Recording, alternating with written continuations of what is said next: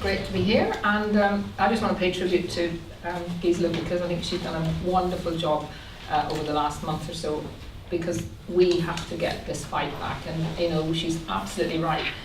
After the referendum, we all took our eyes off the ball. We all thought we believed in democracy, people had voted, the government was accepting it, the party, even Theresa May, when she came out with her first action, was about we are going to deliver Brexit. And so we all went back and did things in a different way. And of course, unknown to us at the time, but the money was coming in, particularly from foreign donors. The Remain campaign was carrying on, and we are now in a situation where we have been very much on the back foot for a few months. But I think that is changing, and we have to show now that we want to actually make sure that our voters and Labour supporters and the Labour Party is forced to stick to what it said in its manifesto just a year after the referendum. Because that manifesto was very clear. We were going to honour the referendum, we were going to leave the single market. The customs union was a bit fudged, but I think most people read it that we were leaving the customs union. Now, it was disappointing too, and I think where we made a huge mistake is that, because I do think we are leaving, we will leave. The issue now is how we leave, and whether we leave in a way that is actually going to maximise the opportunities that could come from being an independent, free trading country. But what we have lost is that whole period of time when we could have been, as a Labour movement, talking about the kind of country we wanted to be when we had that freedom and that independence. And we have wasted years. We wasted all that time. We've wasted two conferences, particularly the last conference, where most of the time was all about whether we needed a people's vote and not any discussion about the kind of problems. And there will be problems when we leave, but more importantly, the opportunities that it would give us. I'm becoming a bit of a fan of the Communist Party of Britain, Marxist-Leninists.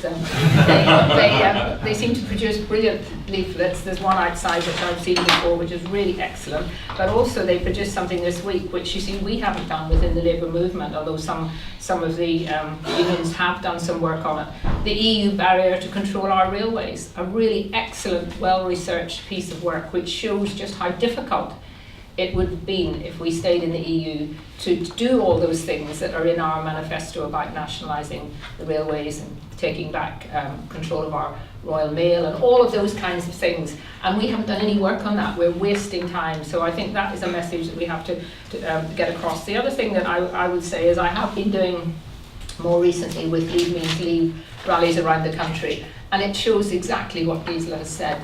People's attitude and views have not changed. We are bringing in thousands of people at rallies where they are people who are absolutely steadfast about how they voted originally, get very, very angry indeed, the idea that they only did it because they were racist. That particularly is a real piece of bit of anger up in the northeast. And we've been in Bolton, we've been in Gateshead, we've been in Harrogate, we've been in Birmingham, down in Torquay, in Bournemouth, and all of those people there were just saying they could not accept that the parties, particularly Labour, seemed to be reneging on everything that had been promised. So I'm confident that we've still got the support out there, but what we have to do within the Labour Party, you know, we are a bit lonely in Parliament. There's about 4 of us really, and they keep leaving the Labour Party for one reason or another. So there's a sort of a very small group of us who are prepared to stick with the manifesto. There are a lot of other Labour MPs, particularly from the north and the northeast and the Midlands, who, if you actually scratch their surface a little bit more, will discover that they have quite a lot of sympathy with the kind of things we're saying. And it just needs that little bit of push to get them to come out and be much clearer about their views, and I think that could happen. I think we have to remember that in the PLP, it's not that long ago that there were only 42 of us who didn't vote to have a no confidence in Jeremy Corbyn.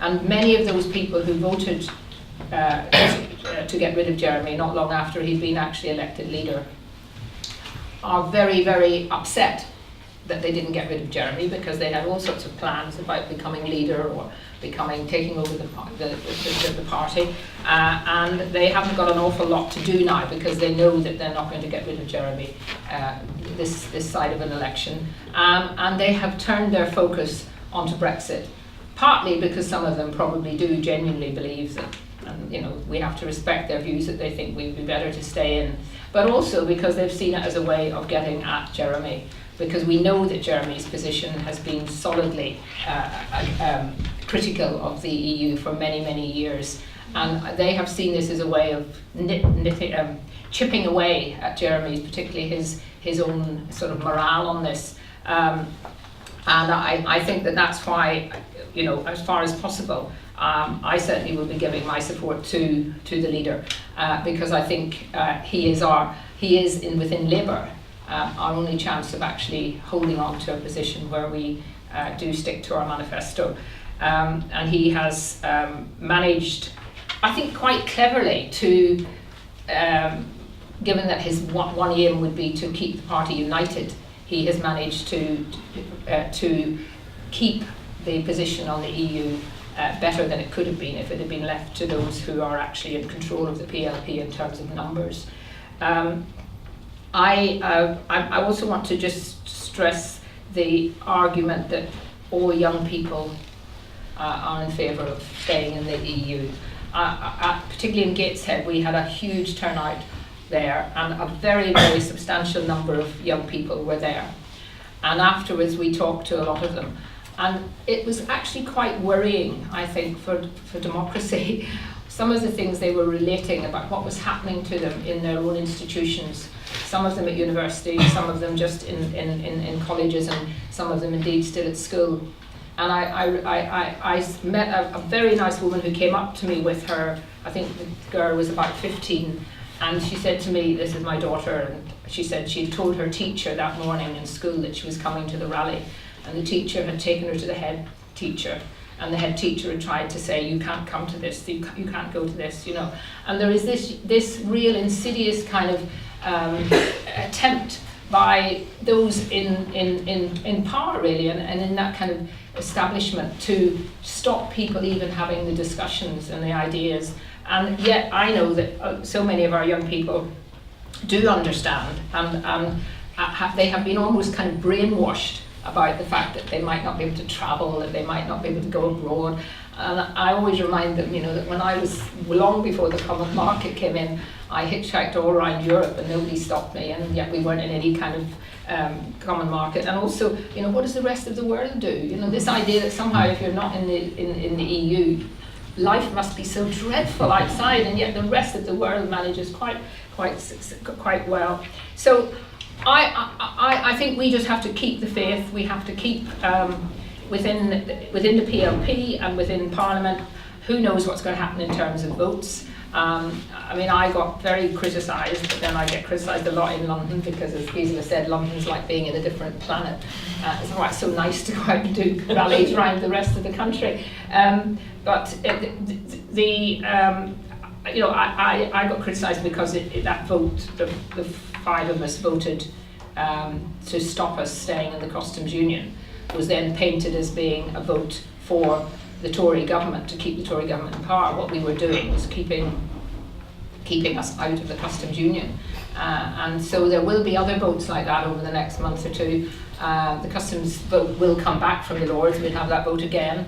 I don't see any, I really don't see that we will have any attempt to get people's vote through Parliament. It just would not happen. It is a second referendum, and I think Parliament, all those people who voted by a big majority that they would accept the vote, I think would find it extremely difficult to vote for people's vote, and I don't think the leadership of our party would allow that to happen. So who knows what's going to happen in the next month or two in terms of the actual negotiations. My position is very clear that we need to get out.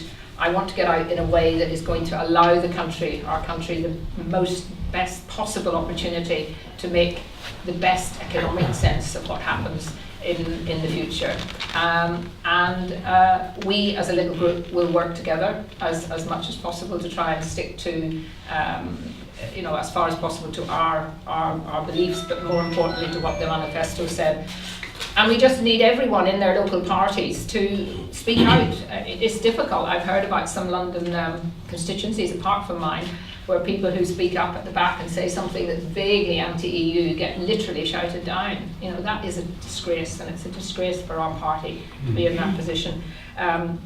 So we just have to keep courageous and remember, as Gisela said, when people say to me as well, you know, aren't you lonely in there? No, we're not lonely, because we've got 17.4 million people who voted with us, and we have to stick and keep our faith with them. Thank you.